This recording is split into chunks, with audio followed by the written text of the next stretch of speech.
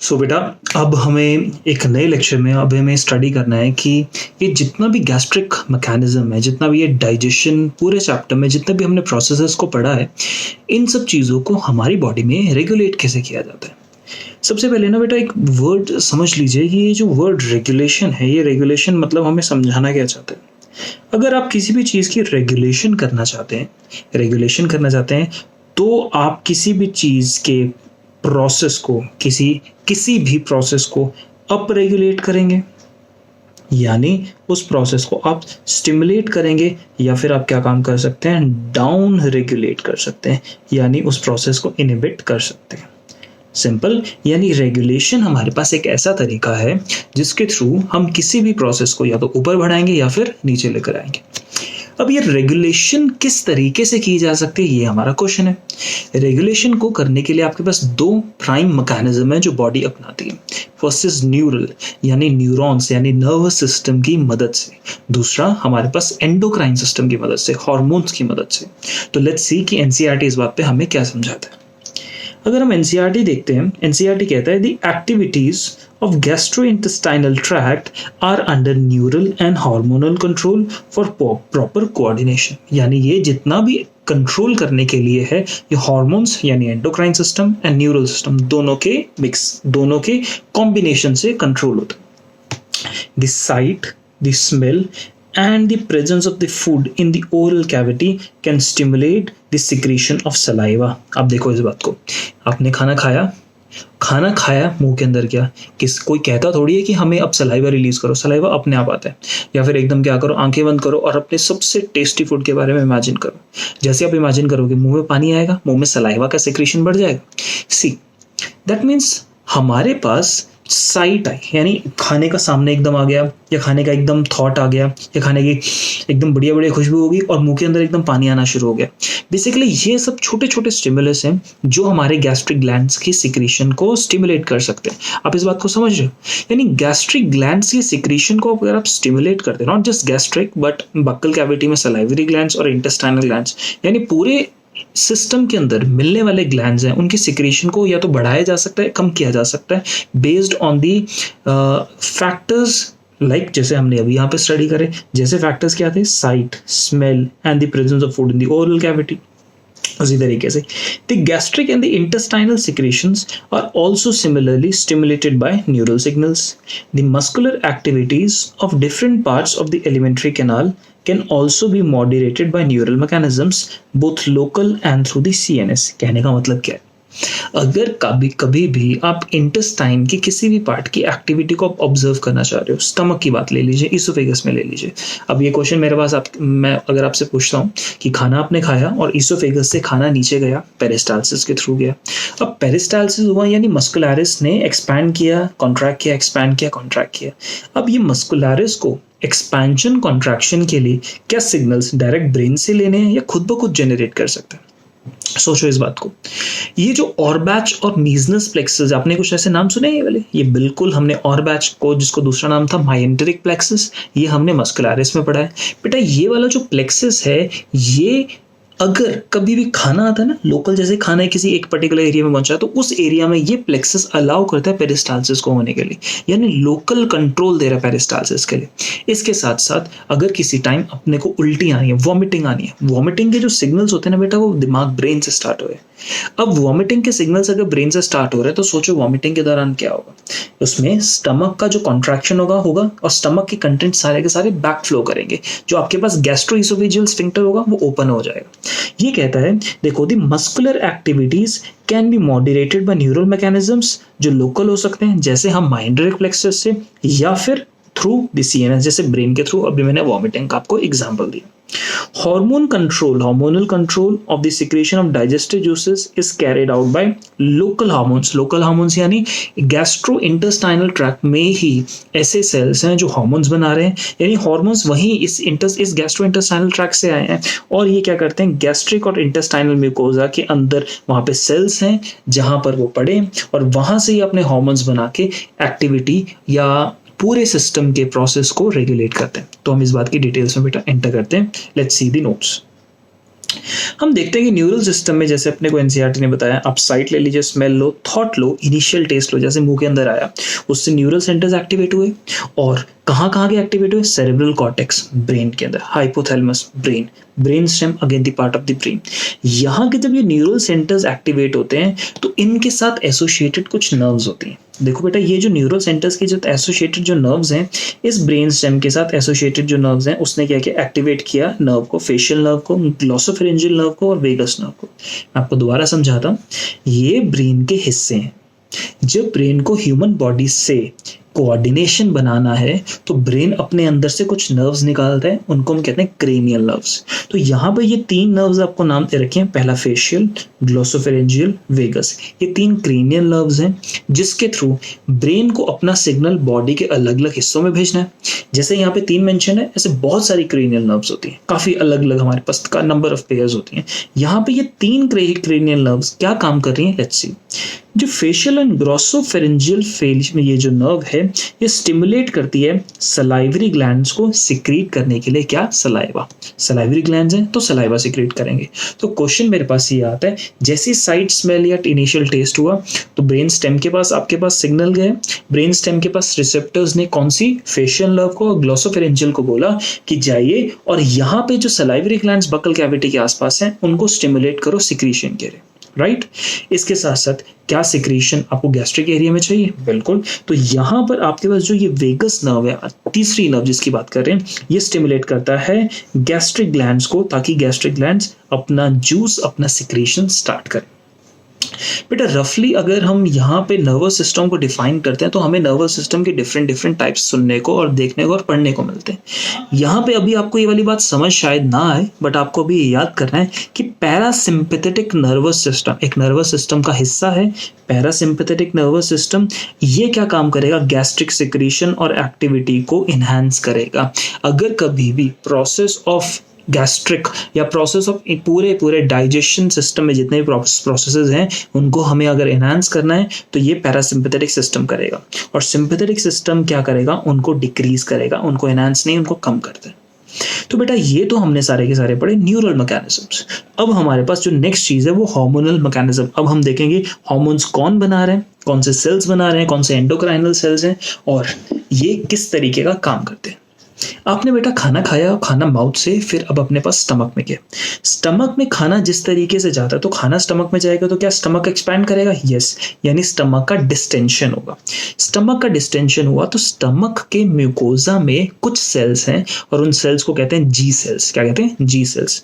तो देखो डिस्टेंशन, हमारे पास ये हार्मोन पढ़ेंगे हम लोग, और ये हार्मोन क्यों रिलीज हुआ, what was the stimulus for this hormone, and hormone कहाँ से रिलीज हुआ, ये हम ये पूरे चार्ट में पढ़ रहे हैं, और हार्मोन का एक्शन क्या है। तो ये हमें ग्राफ बताता है कि जैसी स्टमक का डिस्टेंशन हुआ तो उसकी वजह से क्या हुआ? गैस्ट्रिक सिक्रीशन इनहैंस हुई by entero endocrine cells. Basically G cell जो म्यूकोजा में, वो सिक्रीशन स्टार्ट करेंगे किसकी? गैस्ट्रिन हार्मोन की। अब ये गैस्ट्रिन हार्मोन क्या करेगा? खाना अगर पेट में है तो क्या हमें HCl का सिक्रीशन को इनहैंस करना है, बढ़ाना है? बिल्कुल। तो हम क्या करेंगे? Promote the secretion of the gastric juice. क्या अगर खाना स्टमक में आएगा तो क्या गैस्ट्रिक मोटिलिटी को आपको एनहांस करना है? क्या स्टमक के अंदर चर्निंग मूवमेंट ज्यादा होने चाहिए ताकि खाने की मैकेनिकल डाइजेशन हो? यस, हमें यानी गैस्ट्रिक मोटिलिटी को बढ़ाना है। तो हम क्या करेंगे? गैस्ट्रिक सिक्रीशन को बढ़ाएंगे और प्रमोट्स द गैस्ट्रिक मोटिलिटी। ये कहानी क्लियर होगी। ये तो हमने फंक्शन पढ़ लिया गैस्ट्रिन का। बेटा गैस्ट्रिन के फंक्शन के बाद हमें नेक्स्ट फंक्शन पढ़ना है सिक्रीटिन का। स्टमक के साथ तो इस गैस्ट्रिन हार्मोन ने बढ़िया से काम किया। अब जब खाना स्टमक में हो चुका है डाइजेस्ट तो food has to now move into the intestine. Pyloric sphincter से होते होते इंटेस्टाइन के अंदर खाना पहुंचा। आपको बेटा बहुत इफेक्टिवली मालूम होना चाहिए कि अगर मैं 3 एरियाज की बात करता हूँ, बक्कल कैविटी, यहाँ पे पीएच होता है 6.8। अगर आप स्टमक की बात करते हैं वहां पीएच होता है 1.8, और जहां आप इंटेस्टाइन की बात करते हैं वहां होता है पीएच 7.8। सी, इंटेस्टाइन में पीएच है 7.8 और स्टमक में 1.8। इसका मतलब एसिडिक पीएच की जगह इंटेस्टाइन में क्या है? Basic pH. तो इंटेस्टाइन में अगर आपके पास बेसिक पीएच है तो वो किस तरीके से आया, क्यों आया, ये क्वेश्चन हमारे लिए पहला बनता है। जो बाइल जूस की सिक्रेशंस होती हैं वो प्रिडोमिनेटली बेसिक सिक्रेशंस रखती हैं। जो पेनक्रियाज की सिक्रेशंस होती हैं, पेनक्रियाज अपने जूसेस के साथ, अपने एंजाइम्स के साथ साथ क्या भेजता है, बाइकार्बोनेट आयंस। और ये सब चीजें एक एक किस तरीके का माहौल बनाती है, एक बेसिक माहौल with in the intestine create करती है। तो अगर आप समझ लीजिए कि स्टमक का पाइलोरिक स्फिंक्टर खुला, स्टमक के कंटेंट्स इंटेस्टाइन में है। जब स्टमक के कंटेंट्स इंटेस्टाइन में है तो क्या इंटेस्टाइन के अंदर एकदम एसिडिटी इनहांस होगी, क्योंकि काइम जो आ रहा है वो तो बहुत एसिडिक है। तो क्या होता है, जैसे acidic H positive chyme enter करता है, that enters the small intestine, it stimulates the secretion of secretin by entero endocrine S cells. यानी जैसे ही इंटेस्टाइन के अंदर काइम एंटर किया, इंटेस्टाइन में बैठे हुए एस सेल्स स्टिमुलेट होते हैं, और स्टिमुलेट होने के बाद क्या रिलीज करते हैं, सिक्रीटिन। सिक्रीटिन बेटा अगर आपके पास रिलीज हुआ तो सिक्रीटिन क्या काम करेगा, secretin stimulates the secretion of pancreatic juice. अगर मैं आपको ये बात समझाऊं, आप जैसे ही खाना स्टमक से स्मॉल इंटेस्टाइन के किस हिस्से में है, डूडेनम में, डूडेनम को क्या सिक्रेशन लिवर और पेनक्रियाज से मिलती है, यस। क्या लिवर और पेनक्रियाज की सिक्रेशन बेसिक पीएच क्रिएट करती है इंटेस्टाइन में, यस।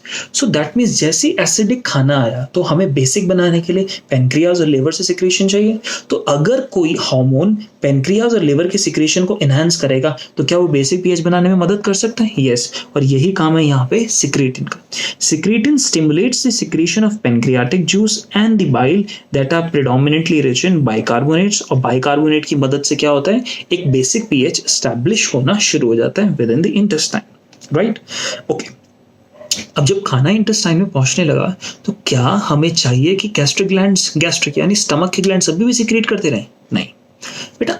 खाना स्टमक से जब इंटेस्टाइन में आ गया तो स्टमक के ग्लैंड्स अब सिक्रेट करेंगे तो फायदा होगा क्या, कुछ बिल्कुल भी नहीं। इसलिए मुझे गैस्ट्रिक ग्लैंड्स की सिक्रेशन को इनहिबिट करना पड़ेगा, राइट और रॉन्ग। तो यहीं से नाम बना गैस्ट्रिक इनहिबिटरी पेप्टाइड। नाम से ध्यान दो, ये नाम कहता है गैस्ट्रिक इनहिबिटरी पेप्टाइड। अगर मैं किसी हार्मोन को ये नाम देता हूँ, दैट मीन्स नाम से ही पता लग रहा है कि ये हार्मोन क्या काम करेगा, ये गैस्ट्रिक ग्लैंड्स की सिक्रीशन को स्टॉप करेगा। यानी HCl, पेप्सिनोजन, प्रोरेनिन, ये सब चीजें सिक्रीट नहीं होंगी अब। सो इस हार्मोन का दूसरा नाम है एंटेरोगैस्ट्रोल, और ये सिक्रेशन ऑब्वियसली कहाँ से होगी, डूडेनम से। और ये क्या करेगा, reduce peristalsis and stop the secretion of gastric juices, जैसे हमने इस बात को समझा। लास्ट, अब पैनक्रियाज से और बाइल जूस की सिक्रेशन तो स्टार्ट हुई, अब मुझे इस सिक्रेशन को और स्टिमुलेट करना है। अब मैं आपसे एक क्वेश्चन पूछता हूँ, लिवर जो नाम की चीज है बेटा, लिवर ने तो बाइल जूस बनाया, और ये बाइल जूस लिवर ने कहाँ स्टोर किया, लिवर को बाइल जूस प्रेडोमिनेटली स्टोर करना था गॉल ब्लैडर में।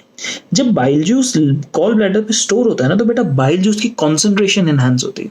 बाइल जूस अब गॉल ब्लैडर में स्टोर्ड है, तो अब मुझे कोई तो हार्मोन चाहिए जो लिवर और गॉल ब्लैडर को भी प्रमोट करे कि तुम अपना जितना भी स्टोर्ड बाइल जूस है जल्दी से इंटेस्टाइन में भेजो। यहाँ पे ये नेक्स्ट वाला हार्मोन हमें हेल्प करेगा। हार्मोन का नाम है कोलेकोसिस्टोकाइनिन पैनक्रियोजाइमिन। आपके पास इस हार्मोन को एक्चुअली पूरा का पूरा इस तरीके से लिखा जाता है, CCK-PZ, CCK कोलेकोसिस्टोकाइनिन पैनक्रियोजाइमिन। इस हार्मोन, ये अकेले, ये दो हार्मोन्स नहीं है, ये अकेला एक ही हार्मोन है, लेकिन इसमें ये दो अलग अलग हिस्से, दो अलग अलग काम करते हैं। जो यहाँ पे ये कोलेकोसिस्टोकाइनिन वाला एरिया है, ये स्टिमुलेट करता है गॉल ब्लैडर की कॉन्ट्रैक्शन। गॉल ब्लैडर के अंदर कॉन्ट्रैक्शन होगी तो उसके अंदर स्टोर्ड जितना भी बाइल जूस होगा वो धीरे धीरे बाहर आके टुवर्ड्स डूडेनम फ्लो करेगा। और जो पेनक्रियोजाइमिन है, ये पेनक्रियोजाइमिन क्या करेगी, ये पेनक्रियोजाइमिन देखिए मेजर इफेक्ट में देखिए, stimulates the secretion of pancreatic juice rich in the digestive enzymes. यानी पेनक्रियाटिक जूस की सिक्रीशन को स्टिमुलेट करने का काम किसका, पेनक्रियोजाइमिन। पेनक्रियाटिक जूस की सिक्रीशंस को स्टिमुलेट करने का काम बेटा दो हार्मोन से, पहला सिक्रीटिन, दूसरा पेनक्रियोजाइमिन। क्या आपने को क्लियर हुआ? तो बेटा ये थे सारे के सारे हार्मोन्स और न्यूरल मैकेनिज्म जो हमें रेगुलेट करने में मदद करते हैं। जब हम ये पूरा डाइजेस्टिव सिस्टम स्टडी कर चुके हैं तो लास्ट चीज जो हमें डिस्कस करनी है वो डिसऑर्डर्स ऑफ डाइजेस्टिव सिस्टम है। तो let's go what the NCERT wants to explain to us. Disorders of digestive system में देखिए द जॉन्डिस सबसे पहला आता है। जॉन्डिस बेसिकली एक ऐसा इशू है जहां पे लिवर अफेक्टेड होता है, skin, eyes turn yellow due to the deposition of bile pigments. Exactly jaundice को हम हिंदी में कहते हैं पीलिया। अगर ह्यूमन बॉडी के अंदर लिवर जो है वो बाइल पिगमेंट्स बना रहा है, अब लिवर जब बाइल पिगमेंट्स बनाता है तो ये बाइल पिगमेंट्स को भेज दिया जाता है with in the intestine along with the bile juice. अब कंडीशन क्या है कि कभी कभी बाइल जूस जहां से सेंड हो रहा है वो आपके पास जो डक्ट है वो ब्लॉक हो जाती है। अगर बाइल जूस की डक्ट डोडेनम में आने से पहले अगर ब्लॉक हो जाती है तो बेटा प्रॉब्लम क्या होगा कि जो बाइल जूस वापस तो नहीं आ पाएगा और वहां के आसपास जितने भी ब्लड वेसल्स हैं वहां पे बाइल जूस एब्जॉर्ब होना शुरू होगा। बाइल पिगमेंट्स जैसे ही ब्लड में पहुंचेंगे तो बाइल पिगमेंट्स बिलीरुबिन हमें मालूम है इसका कलर येलो होता है, तो अगर किसी येलो पिगमेंट का ब्लड के अंदर प्रेजेंस बढ़ता है तो ब्लड के अंदर भी नॉर्मली कैसा येलोइश कलर आएगा ना। तो जो स्किन होती है, जो आंखों का ये व्हाइट वाला एरिया होता है, ये सारा का सारा एरिया बॉडी का येलोइश टर्न होना शुरू होता है। और इस बात में समझो, जॉन्डिस यानी पीलिया के दौरान bile pigments bile juice intestine में नहीं पहुंच रहे, फैट की डाइजेशन इंपेयर हो जाएगी। हमें मालूम है लाइपेज का एक्शन जो है उसको बाइल स्टिमुलेट करता है, इमल्सिफिकेशन बाइल्स करता है, फैट की एब्जॉर्प्शन बाइल की वजह से हो रही है। तो अगर ये सब चीजें बाइल की प्रॉब्लम हो गई तो क्या आप फैट का डाइजेशन कर पाएंगे? नहीं। इनफैक्ट फैट का डाइजेशन हाईली बहुत ही ज्यादा अच्छे तरीके से इंपेयर हो जाएगा, खराब हो जाएगा। ये प्रोसेस होता है जॉन्डिस का। Next, vomiting. Vomiting is the ejection of stomach contents through the mouth, यानी स्टमक का जितना भी सामान है वो मुंह के थ्रू बाहर निकल जाए, इसको हम उल्टी कहते हैं, प्यूक कहते हैं। ये सारा का सारा वॉमिटिंग होता है। देखिए बेटा, vomiting is a reflex action, अपना कंट्रोल नहीं होता। और वॉमिटिंग का कंट्रोल किसके ऊपर होता है? It is controlled by vomit centre found in the medulla. और ये क्वेश्चन आपके पास बहुत जरूरी है। Medulla is the part of the brain. तो ब्रेन में जो मेड्यूला है वहां पर वॉमिट सेंटर है, तो अगर वहां से सिग्नल आए तो स्टमक की कॉन्ट्रैक्शन एकदम फियर्स होगी। गैस्ट्रोइसोफेजियल स्फिंक्टर अपने आप इनवॉलंटरी है क्योंकि हमारी मर्जी, वॉलंटरी से नहीं होगा, वो ब्रेन से सिग्नल की वजह से एक्टिवेट हो सकता है। तो वो ओपन हुआ और उसकी वजह से स्टमक के कंटेंट सारे माउथ के थ्रू बाहर आ गए। अब इसके साथ अगर जैसे हम कहते हैं feeling of nausea precedes vomiting. Nausea क्या होता है? अगर कभी भी मन अंदर से बहुत खराब फील करता है, जिसको हम नॉर्मल ऐसा कह देते हैं कि कच्चा मन हो रहा है, या फिर मन अंदर से खराब सा फील कर रहा है, अनकंफर्टेबल फील कर रहा है, अजीब सी फीलिंग आ रही है, इस चीज को हम नॉजियाटिक फीलिंग कहते हैं, नॉजिया कहते हैं। तो वॉमिटिंग आने से पहले जो फीलिंग आती है उसको नॉजिया से समझ सकते हैं। Diarrhoea very very common, Hindi में उसको नॉर्मल लैंग्वेज में लूज मोशंस कहा जाता है। इसमें कहा the abnormal frequency of bowel movements and increased liquidity in the faecal discharge. Abnormal frequency यानी दिन के अंदर healthy individual can defecate 1 to 2 times, possibly 3 times, but अब यहाँ पे frequency has grown to 10 times, 15 times per day. यहाँ पर अगर ऐसी प्रॉब्लम होती है तो उसको हम टर्म करते हैं डायरिया। बेटा बाउल मूवमेंट्स बेसिकली क्या होता है? Bowel movements, bowels word use किया जाता है basically the rear end of the large intestine. तो इंटेस्टाइन की मूवमेंट्स अपने आप रेगुलेट होने शुरू हो जाती हैं नॉर्मल फ्रीक्वेंसी से।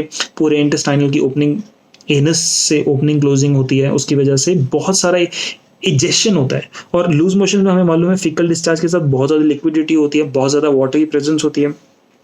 अगर किसी इंडिविजुअल के अंदर खाना पच नहीं रहा है, खाना बिना पचे ही बॉडी से इस तरीके से डाइजेस्टिव वेस्ट पास हो रहा है, तो यानी खाने की एब्जॉर्प्शन आपके पास इफेक्टिव नहीं है। Next, constipation. कॉन्स्टिपेशन इज इसमें कहते हैं the faeces are retained within the colon as the bowel movements occur irregularly. See बेटा, बाउल हमने वर्ड प्रिडोमिनेंटली स्टडी किया at the rear end of the large intestine. Let's understand the rear end as the it's called as anus.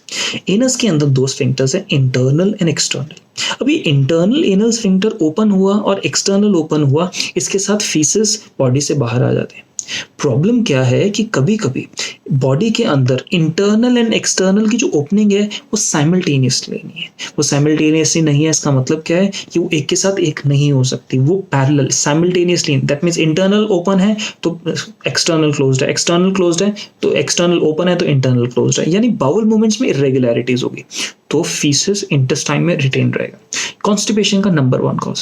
इसके अलावा constipation और भी इसलिए हो सकता है कि अगर किसी इंडिविजुअल की डाइट में वाटर की कमी हो या फिर उसकी डाइट में फाइबर की कमी हो, इन दोनों की चीज़ों की वजह से भी कॉन्स्टिपेशन हो सकता है। इनडाइजेशन बेटा एक ऐसी कंडीशन होती है जहाँ पे जो खाना होता है वो पचता नहीं है। A condition the food is not properly digested leading to a feeling of fullness. आपने खाना खाया, पच नहीं रहा है, लेकिन ऐसा लगेगा कि हर टाइम पेट भरा हुआ है, आपको भूख नहीं लगेगी। इस कंडीशन में कहते हैं इनडाइजेशन। ये सब तो फीचर्स हमने अंडरस्टैंड कर दिए। नेक्स्ट जो है हमें पढ़ना है उसको कहते हैं protein energy malnutrition. In order to understand and read this we will go through the NCERT and then come back to this paragraph.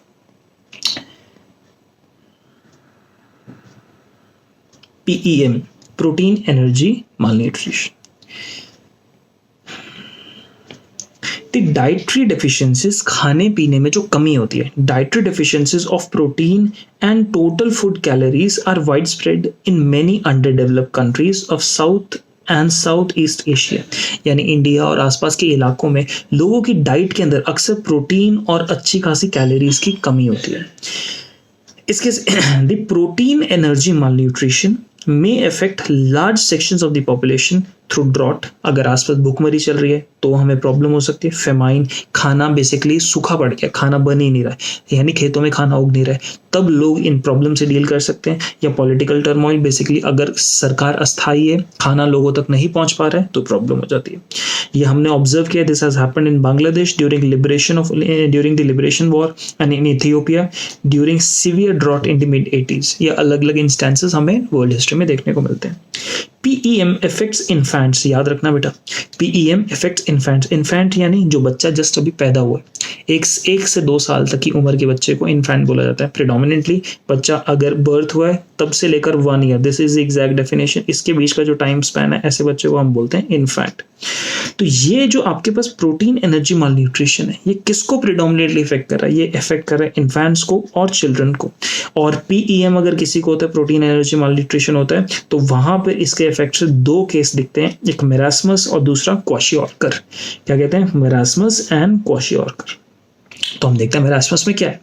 Marasmus is produced by a simultaneously deficiency of protein and calories. बेटा हमने study किया है calories यानी energy.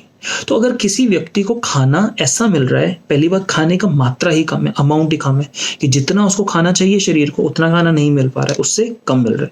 और जितना भी खाना मिल रहा है उसमें प्रोटीन की भी कमी है. अगर थोड़ा बहुत खाना मिल रहा है उसमें प्रोटीन की भी कमी है. तो ऐसी कंडीशन में ऐसे बच्चे को क्या होता है? मेरास्मस. मेरास्मस के it is found in infants less than a year in age. अगर एक बच्चे बहुत छोटा है, 1 साल से अगर कम उम्र है, और मदर्स मिल्क यानी मदर को न्यूट्रिशन अच्छा नहीं, तो मदर बच्चे को न्यूट्रिशन अच्छा नहीं दे पा रही है, तो ऐसे बच्चे को मेरास्मस हो जाएगा. It is found in infants less than a year in age if mother milk is replaced too early by other foods which are poor in both proteins and calorific value.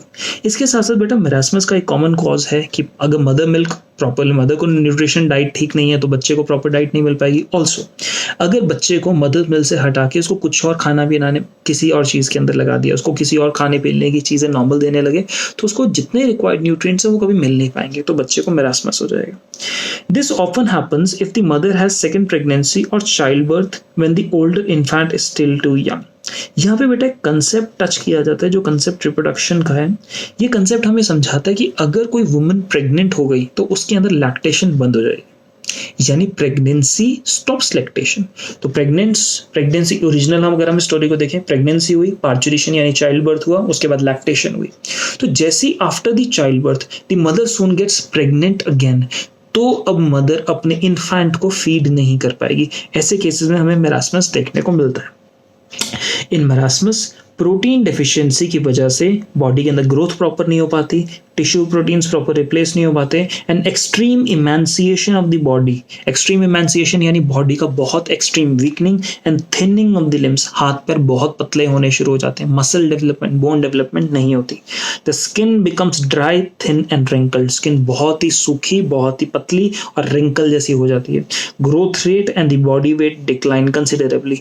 उस बच्चे की ना ही growth होती है और जो wait बिल्कुल एकदम फॉल करना शुरू कर देते हैं. इसके साथ साथ ब्रेन और मेंटल, जो आपके पास उस बच्चे की जो ब्रेन एंड मेंटल डेवलपमेंट है, टोटली ऑफ हो जाती है. ये तो पढ़ा हमने सारा का सारा कहानी मेरास्मस की. तो हमें मालूम लगा मेरास्मस इन्फेंट्स में प्रीडोमिनेंटली देखा जा सकता है. मेरास्मस के केस के अंदर प्रोटीन और कैलोरीज दोनों का डेफिशिएंसी है. बच्चे की बॉडी इन टोटल पूरे के पूरे तरीके से परेशान है, ना उसको खाना मिल रहा है, ना कुछ भी अच्छे से नहीं मिल रहा है. देखिए बेटा क्वाशियोर्कर क्या कहता है? Kwashiorkor is produced by protein deficiency unaccompanied by calorie deficiency. यानी खाना तो भरपेट मिल रहा है लेकिन वो खाने की क्वालिटी अच्छी नहीं है, यानी उस खाने के अंदर सिर्फ और सिर्फ प्रेडोमिनेंटली कार्बोहाइड्रेट्स है, प्रोटीन नहीं है. उस खाने के अंदर फैट्स हो सकते हैं, कार्बोहाइड्रेट्स हो सकते हैं, प्रोटीन नहीं. तो बच्चे के शरीर को जो प्रोटीन का सप्लाई है वो तो बाहर से नहीं मिल रहा है. तो अब प्रोटीन बेस्ड बॉडी के अंदर जितने भी चीजें हैं, जैसे बोन्स, जैसे मसल्स, उनका डेवलपमेंट नहीं हो पाएगा. इट रिजल्ट्स अब क्वाशियोरकर प्रोटीन डेफिशिएंसी है लेकिन कैलोरी डेफिशिएंसी नहीं है। ये कहते हैं क्यों हुआ, क्वाशियोरकर क्यों हुआ? It results from replacement of mother milk by a high calorie protein diet in a child more than 1 year in age. यानी एक बच्चा 1 से 17 साल की उम्र रखता है और अब उसको मदर मिल्क तो साथ साथ मिलना चाहिए था, लेकिन अब कंडीशन क्या है, उसको मदर मिल्क से टोटली हटा के उसको हाई कैलोरी डाइट देना शुरू कर दिए। ऐसे बच्चे में मिलेगा। जैसे मरासमस में होता है, क्वाशियोरकर के अंदर भी वेस्टिंग ऑफ मसल्स होता है। यानी वेस्टिंग ऑफ मसल्स यानी मसल जो थोड़ी बहुत बनी है वो धीरे धीरे खत्म होना शुरू होती है। थिनिंग ऑफ लिम्स, हाथ पैर पतले होने शुरू हो जाते हैं, प्रॉपर ग्रोथ नहीं हो पाती और ब्रेन डेवलपमेंट भी प्रॉपर नहीं होती। बट अनलाइक मेरास्मस के केस में जो बच्चा होता है वो पूरी बॉडी में एकदम सूखा होता है। उस बच्चे की बॉडी देखें तो आपको रिब्स बाहर निकले हुए दिखाई देंगे, लेकिन उस बच्चे का पेट भी एकदम अंदर होगा। क्यों? क्योंकि उसकी बॉडी में कुछ भी नहीं।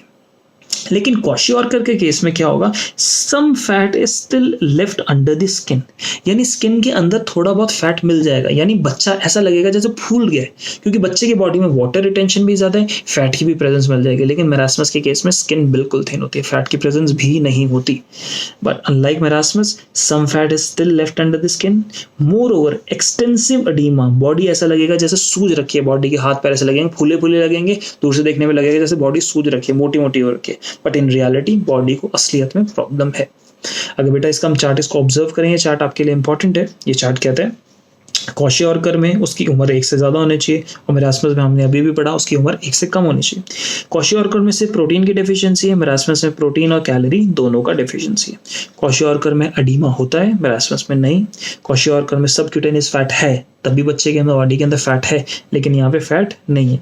यहाँ पे मसल्स खराब होती हैं, लिम्स पतले होने शुरू हो जाते हैं, यहाँ पे बॉडी का इतना बुरा हाल हो जाता है जिसको डिक्टेट भी नहीं किया जा सकता। स्किन की यहाँ पे क्वाशियोरकर में लगता है कि स्किन थोड़ा थोड़ा फूली फूली लगती है, यहाँ पे स्किन एकदम ड्राई और स्किन एकदम रिंकल्ड है। ये हमें बेसिक डिफरेंसेस क्वाशियोरकर और मेरास्मस में देखने को मिलते हैं। तो बेटा ये था पूरा का पूरा प्रोसेस, पूरा chapter of digestion. I hope आपको ये चैप्टर समझ आएगा। If there are doubts can be adequately taken.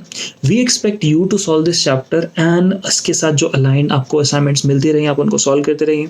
इस चैप्टर के बाद आपको MTG 30 जो आपके पास MTG NCERT के फिंगर टिप्स हैं उसके पूरे के पूरे क्वेश्चन सॉल्व करने।